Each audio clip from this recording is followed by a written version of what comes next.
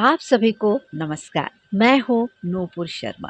People's समाचार के news portal people's update के पॉडकास्ट में आप सभी का हार्दिक स्वागत है।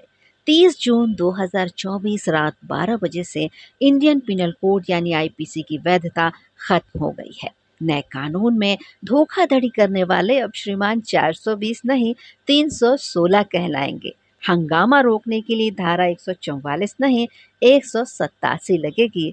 ऐसे ही कई इंटरेस्टिंग चेंज के साथ आइए जाने कि क्या है हमारे नए कानून। 1 जुलाई 2024 से भारत के आपराधिक कानून बदल गए हैं। अब इंडियन पिनल कोड यानी आईपीसी जिसमें 511 धाराएं थीं, उसकी जगह भारतीय न्याय संहिता 2023 यानी बीएनएस लागू हो गया है, जिसमें 358 धाराएं हैं। क्रिमिनल प्रोसीजर कोड सीआरपीसी जिसमें 484 धाराएं थीं, उसकी जगह भारतीय नागरिक सुरक्षा संहिता 2023 यानी बीएनएसएस लागू हो गया है, जिसमें 531 धाराएं हैं। इंडियन एविडेंस एक्ट यानी आईईए जिसमें 167 धाराएं थीं, उसकी जगह भारतीय साक्ष्य अधिनियम 2023 170 धाराओं के साथ लागू कर दिया गया है। 21 दिसंबर 2023 को भारत सरकार ने ये नए कानून पारित किए और 25 दिसंबर 2023 को इन्हें राष्ट्रपति की मंजूरी भी मिल गई। अब थानों से लेकर अदालतों तक 1860 के कानून आईपीसी की जगह भारतीय न्याय संहिता 2023 लिखा मिलेगा। नए कानून को लेकर पुलिस विभाग को प्रशिक्षण दिया जा चुका है। बुकलेट और पीपीटी के साथ उन्हें प्रभावी काम करने को भी कहा गया है। लेकिन क्या क्या बदला? हत्या के लिए अब आईपीसी की धारा 302 की जगह धारा 101 हो गई है। मानहानि के लिए आईपीसी की धारा 499 की जगह धारा 354 होगी। राजद्रोह के लिए 124 ए की जगह धारा 150 हो गई है। तेजाब हमले के लिए 326 ए की जगह 124 एक लागू हो गई है।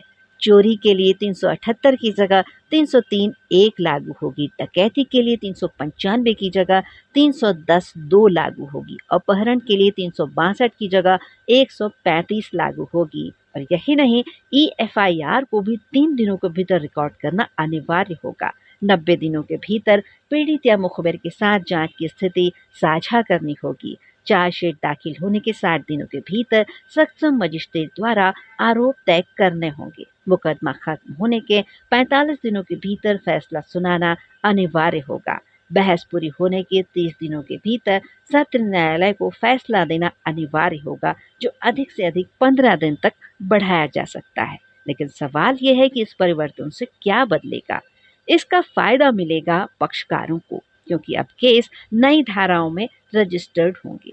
सबसे बड़ी मुसीबत वकीलों के लिए होगी, क्योंकि पुराने चल रहे मामलों में केस की सुनवाई और सजा पुरानी धाराओं के तहत होगी। अब उन्हें नए कानूनों के साथ साथ पुराने कानूनों की जानकारी भी होना जरूरी है। इसमें एफआईआर दर्ज करने से लेकर केस लड़ने तक का तरीका बदल गया है और नए आपराधिक कानूनों के जरिए कोशिश की जा रही है कि पीड़ित को जल्द से जल्द यानी तय सीमा 3 साल के भीतर न्याय मिले। इसके लिए पूरी प्रक्रिया में नई तकनीकों को शामिल किया गया है। नए आपराधिक कानून में आतंकवाद और संगठित अपराध जैसे नए विषय भी जोड़े गए हैं। महिलाओं और बच्चों से जुड़े सभी अपराधों को 5वें अध्याय में रखा गया है। नाबालिग लड़कियों के खिलाफ होने वाले अपराधों के लिए सजा कड़ी की गई है। उम्र कम होने के आधार पर आरोपी अब अपना बचाव नहीं कर सकेंगे, क्योंकि अपराध गंभीर हो तो मानसिक परिपक्वता के आधार पर उम्र तय होगी और केस का फैसला होगा। 21 नए अपराध जुड़े हैं और 41 धाराओं में सजा बढ़ाई गई है। पहली बार 6 अपराधों में सामुदायिक सेवा की सजा भी जोड़ी गई है। 7 साल से अधिक की सजा वाले मामलों में फॉरेंसिक रिपोर्ट के साथ आरोपी को हथकड़ी पहनाना अनिवार्य होगा। एक्सपर्ट्स का कहना है कि नए कानून से पीड़ित और पुलिस दोनों मजबूत होंगे। तकनीक की और अधिक मदद ली जाएगी और सबूत के लिए फॉरेंसिक जांच का दायरा बढ़ा दिया गया है। इससे कोर्ट में होने वाले फैसलों में भी तेजी आएगी। नए कानून में फोकस दंड देने से ज्यादा न्याय मिलने पर दिया जा रहा है और उम्मीद है कि नया कानून पूरी तरह लागू हो जाने के बाद दुनिया की सबसे आधुनिक न्याय प्रणाली होगी और अपने उद्देश्य में सफल होगी। आपको ये पॉडकास्ट कैसा लगा? अपनी राय कमेंट बॉक्स में ज़रूर दें और हाँ, पीपुल्स अपडेट के यूट्यूब चैनल को सब्सक्राइब और लाइक ज़रूर करें, ताकि आपको हर नए वीडियो सबसे पहले देखने और सुनने को मिलते रहें। और हाँ, बेल आइकन ज़रूर प्रेस करें। न फेक न लेट। देखते रहिए पीपल्स अपडेट।